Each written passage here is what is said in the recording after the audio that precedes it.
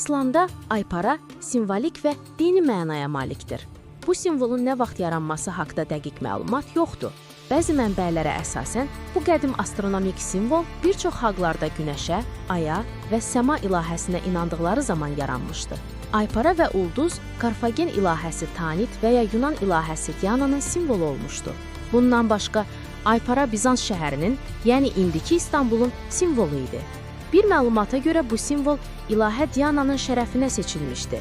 Digər məlumata görə isə eramızdan əvvəl 340-cı ildə Makedoniya çarı 2. Filipin ordusuna qarşı Bizanslılarla döyüşün şərəfinə bu simvol seçilmişdi. Hadisə isə belə idi.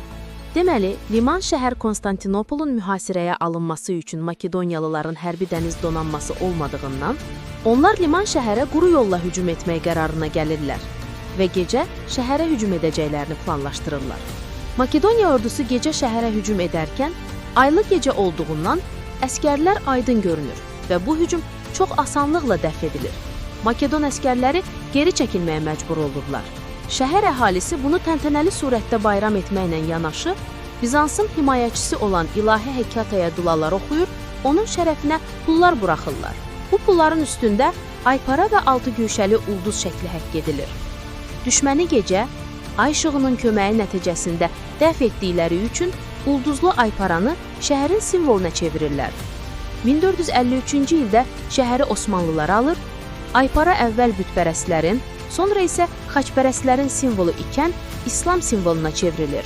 Yuxarıda qeyd olunduğu kimi, ulduzlu aypara ilk öncə Bizansın, sonra Konstantinopolun, Türk işğalından sonra isə türklərin simvoluna çevrilmişdi. Türklər bunu öz qələbələrinin simvolu kimi qəbul etmişdilər.